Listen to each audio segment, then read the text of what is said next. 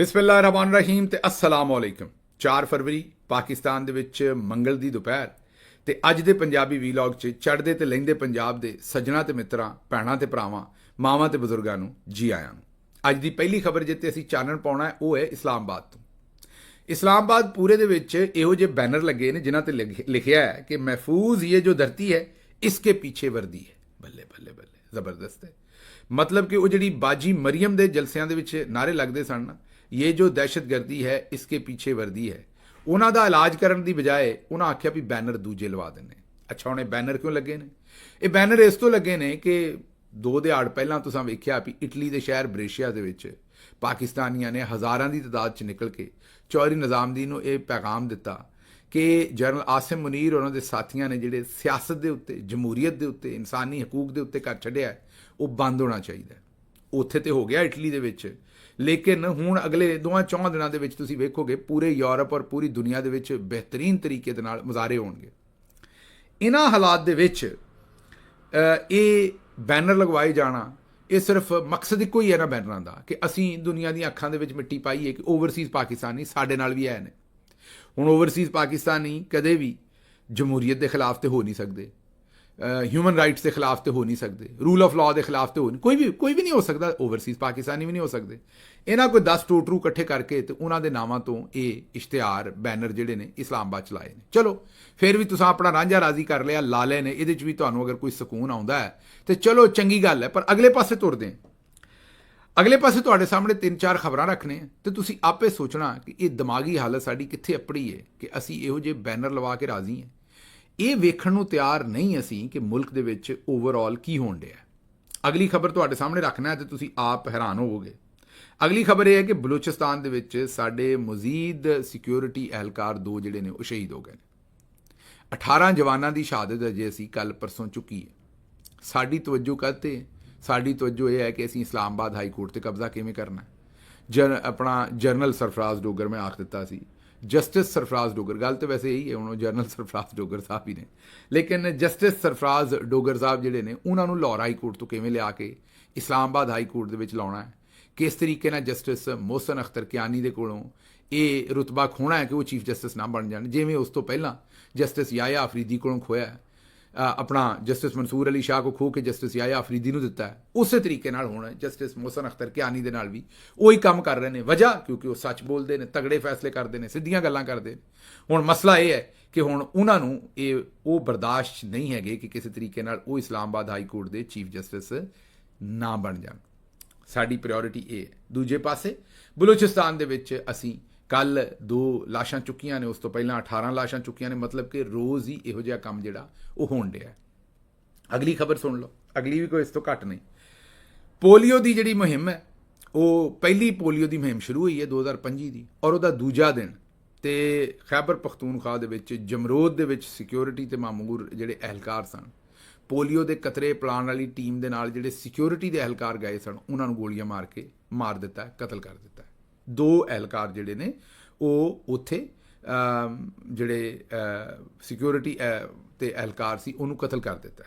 ਇਹ ਜਮਰੋਦ ਦੇ ਵਿੱਚ ਹੋਇਆ, ਖੈਬਰ ਪਖਤੂਨਖਵਾ ਦੇ ਵਿੱਚ। ਇਹ ਖਬਰ ਅਗਲੀ ਵੇਖ ਲਓ। ਲੇਕਿਨ ਅਸੀਂ ਕੀ ਕੀਤਾ? ਅਸੀਂ ਇਸਲਾਮਾਬਾਦ ਦੀਆਂ ਸੜਕਾਂ ਤੇ ਬੈਨਰ ਲਵਾਏ ਨੇ। ਸਾਡਾ ਕੰਮ ਇਹਦੇ ਨਾਲ ਪੂਰਾ ਹੋ ਗਿਆ। ਅਸੀਂ ਲੋਕਾਂ ਨੂੰ ਇਹ ਦੱਸਦੇ ਫਿਰਦੇ ਹਾਂ ਕਿ ਇਮਰਾਨ ਖਾਨ ਤੇ ਕਾਟਾ ਲਾ ਛੱਡਿਆ, ਅਸੀਂ ਜੱਜਾਂ ਦਾ ਇਲਾਜ ਕਰਦੇ ਫਿਰਦੇ ਹਾਂ। ਤੇ ਅਗਲੀ ਖਬਰ ਵੀ ਸੁਣ ਲਓ, ਤੁਹਾਨੂੰ ਹੋਰ ਚਾਨਣ ਆ ਜਾਏਗਾ। ਮੀਰਪੁਰ ਆਜ਼ਾਦ ਕਸ਼ਮੀਰ ਤੋਂ PTI ਦੇ ਹਮਦਰਦ ਗੁਲੂਕਾਰ ਮੋਹਸਨ ਅਲੀ ਨੂੰ ਜਿਹੜਾ ਉਹ ਅਗਵਾ ਕਰ ਲਿਆ ਨਾਮਾਲੂਮ ਅਫਰਾਦ ਨੇ। ਬੱਲੇ ਬਈ ਬੱਲੇ ਬੱਲੇ ਬੱਲੇ, ਸ਼ੇਰ ਬਗਿਓ। ਮੇਰਾ ਖਿਆਲ ਮੀਰਪੁਰ 'ਚ ਵੀ ਲਵਾ ਦੇਣੇ ਸੀ, ਤੁਸੀਂ ਇਸ਼ਤਿਹਾਰ ਹੀ ਲਾ ਦੇਣੇ ਸੀ। ਮੇਰਾ ਮਤਲਬ ਇਹੀ ਕੰਮ ਕਰ ਦੇਣਾ ਸੀ ਉੱਥੇ ਵੀ। ਇੱਕ ਪਾਸੇ ਇਸਲਾਮਾਬਾਦ 'ਚ ਇਸ਼ਤਿਹਾਰ ਲਾ ਰਹੇ ਨੇ ਹਮ ਆਹੰਗੀ ਦੇ, ਯਕਜਹਿਤੀ ਦੇ, ਕਿ ਪੂਰੀ ਕੌਮ ਪਿੱਛੇ ਖਲੋਤੀ ਹੈ, ਦੂਜੇ ਪਾਸੇ ਬੰਦੇ ਚੁੱਕੀ ਫਿਰਦੇ ਨੇ। ਅੱਛਾ ਜੀ, ਅਗਲੀ ਖਬਰ ਵੇਖ ਲਓ। ਉਹਦੇ ਵਿੱਚ ਵੀ ਚੌਧਰੀ ਸਾਹਿਬ ਦਾ ਹੀ ਲੈਣ ਦੇਣਾ ਮਾੜਾ ਚੰਗਾ। ਔਰ ਉਹ ਚੌਧਰੀ ਸਾਹਿਬ ਦਾ ਜਿਹੜਾ ਰੱਖਿਆ ਹੋਇਆ ਬੰਦਾ ਹੈ ਮੋਹਸਨ ਨਕਵੀ, ਉਹ ਆ ਕੇ ਸਾਨੂੰ ਜਿਹੜੀ ਉਲਟੀ ਖਬਰ ਦੱਸ ਰਿਹਾ ਸੀ। ਹੋਇਆ ਕੀ ਹੈ ਉਹ ਕਿੱਸਾ ਤੁਹਾਡੇ ਸਾਹਮਣੇ ਰੱਖਦੇ। ਕਿੱਸਾ ਲਾਹੌਰ ਏਅਰਪੋਰਟ ਦਾ। ਇੱਕ ਖਾਨਦਾਨ ਜਿਹੜਾ ਉਮਰੇ 'ਤੇ ਜਾ ਰਿਹਾ ਸੀ, ਪੂਰਾ ਟੱਬਰ ਉਮਰੇ 'ਤੇ ਜਾਣ ਡਿਆ ਸੀ, ਜ਼ਨਾਨੀਆਂ ਵੀ ਸਨ, ਬੱਚੇ ਵੀ ਸਨ। ਉਹਨਾਂ ਆਪਣੇ ਬੈਗ ਜਮ੍ਹਾਂ ਕਰਾਏ ਉਮਰੇ 'ਤੇ ਜਾਣ ਲਈ। ਜਿਵੇਂ ਤੁਹਾਨੂੰ ਪਤਾ ਹੈ ਵੀ ਸਾਡੇ ਲੋਕ ਕੱਪੜ ਲੀਡ ਵੀ ਤਾਂ ਲੰਮਾ ਹੀ ਲੈ ਕੇ ਜਾਂਦੇ ਨੇ ਜਿੱਥੇ ਜਾਂਦੇ ਨੇ, ਪਰ ਲੋੜ ਵੀ ਹੁੰਦੀ ਹੈ ਜ਼ਾਹਿਰ। ਉਹਨਾਂ ਨੇ ਆਪਣੇ ਬੈਗ ਸ਼ੈਗ ਜਮ੍ਹਾਂ ਕਰਵਾਏ ਤੇ ਉੱਥੇ ਏਅਰਪੋਰਟ 'ਚ ਉਹਨਾਂ ਦੇ ਬੈਗਾਂ ਦੇ ਟੈਗ ਚੇਂਜ ਕਰ ਦਿੱਤੇ ਤੇ ਨਵੇਂ ਬੈਗ ਜਿਨ੍ਹਾਂ ਦੇ ਵਿੱਚ ਮਨਸ਼ੀਆਤ ਸੀ ਉਹਨਾਂ 'ਤੇ ਉਹਨਾਂ ਦੇ ਟੈਗ ਲਾਤੇ।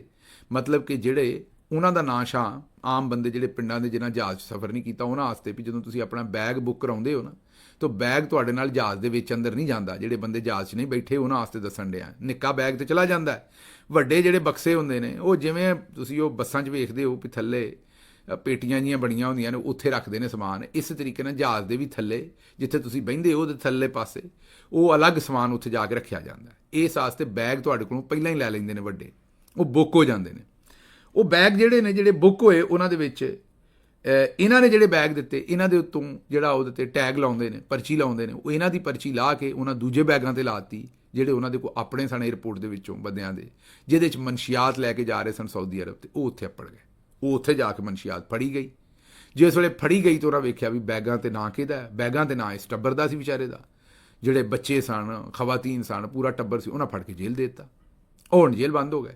ਹੁਣ ਇਨਕੁਆਇਰੀ ਸ਼ੁਰੂ ਹੋ ਗਈ ਉਹਦੀ। ਉਹ ਪਤਾ ਨਹੀਂ ਕਿੰਨਾ ਚਿਰ ਵਿਚਾਰੇ ਉੱਥੇ ਜੇਲ੍ਹ ਰਹੇ।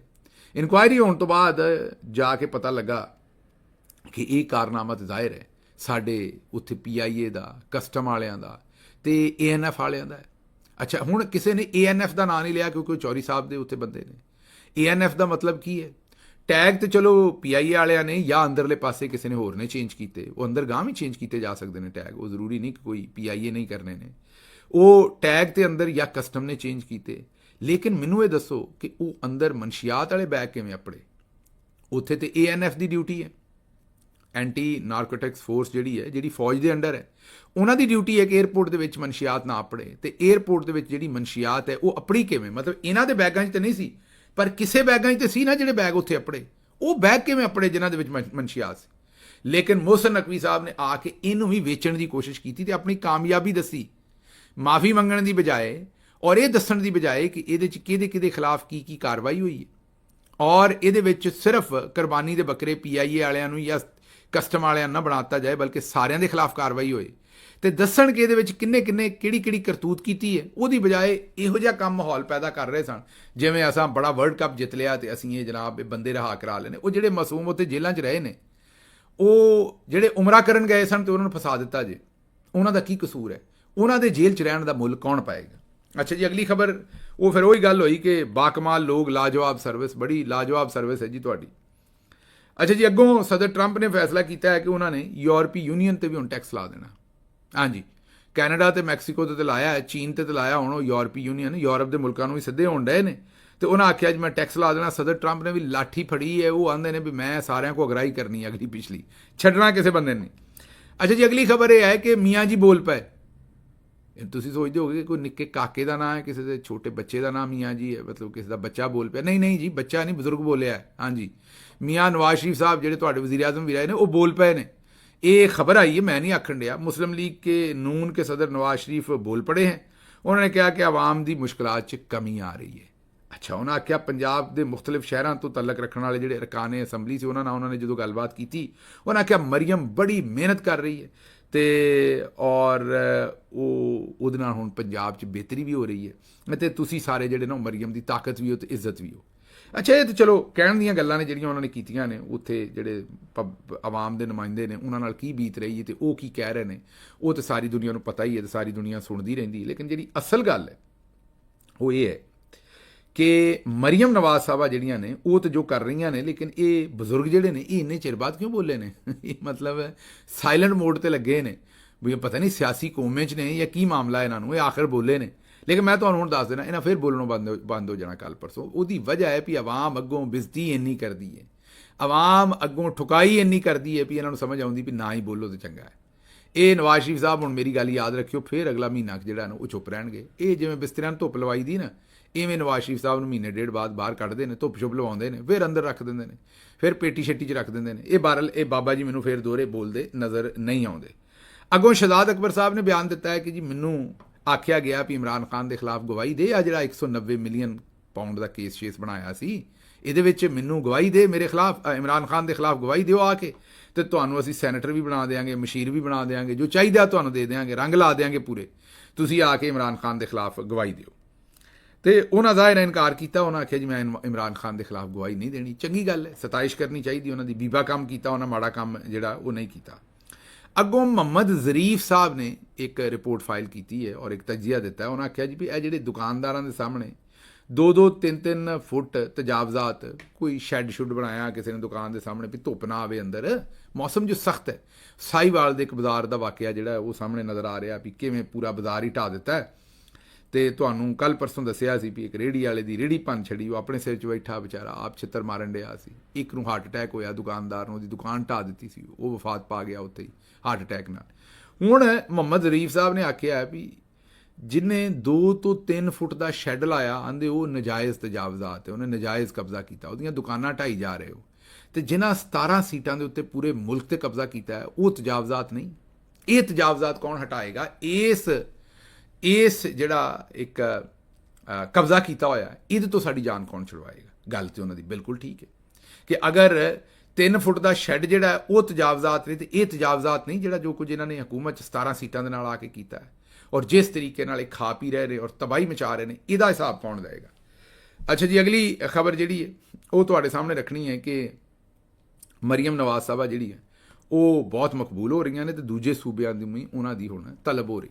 ਹਾਂਜੀ, ਅਜ਼ਮਾ ਬੁਖਾਰੀ ਸਾਹਿਬਾ ਕਹਿੰਦੀਆਂ ਨੇ ਕਿ ਮਰੀਮ ਨਵਾਜ਼ ਸਾਹਿਬਾ ਦੀ ਜਿਹੜੀ ਮਕਬੂਲੀਅਤ ਹੈ ਉਹ ਇੰਨੀ ਬਹੁਤੀ ਹੋ ਗਈ ਹੈ ਕਿ ਹੁਣ ਦੂਜੇ ਸੂਬੇ ਵੀ ਉਹਨਾਂ ਦੀ ਸਤਾਇਸ਼ ਕਰ ਰਹੇ ਨੇ।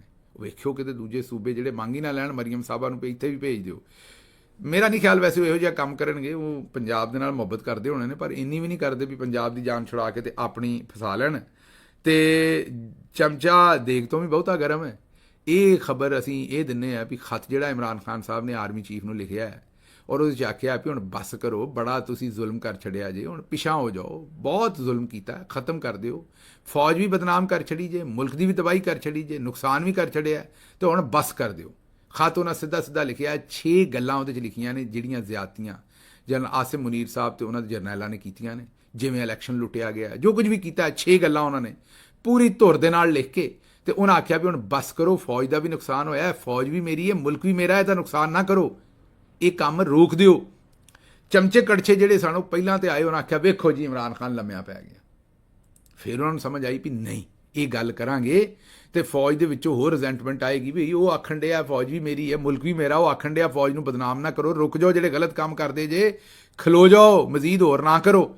ਤੇ ਅਸੀਂ ਅਗਰ ਉਹਨੂੰ ਆਖਾਂਗੇ ਡਰ ਗਿਆ, ਲੰਮਾ ਪੈ ਗਿਆ, ਤੇ ਫਿਰ ਤੇ ਮਾਮਲਾਤ ਹੋਰ ਖਰਾਬ ਹੋ ਜਾਣਗੇ। ਹੁਣ ਆਂਦੇ ਨੇ ਇਮਰਾਨ ਖਾਨ ਨੇ ਧਮਕੀ ਲਾਈ ਆਰਮੀ ਚੀਫ ਨੂੰ, ਹੁਣ ਆਂਦੇ ਨੇ ਫੌਜ 'ਚ ਇੰਤਸ਼ਾਰ ਪਾਇਆ ਹੈ। ਉਹ ਬਈ ਕਿਸੇ ਇੱਕ ਪਾਸੇ ਫੈਸਲਾ ਕਰ ਲਓ ਕਿੱਧਰ ਬਹਿਣਾ ਜੇ।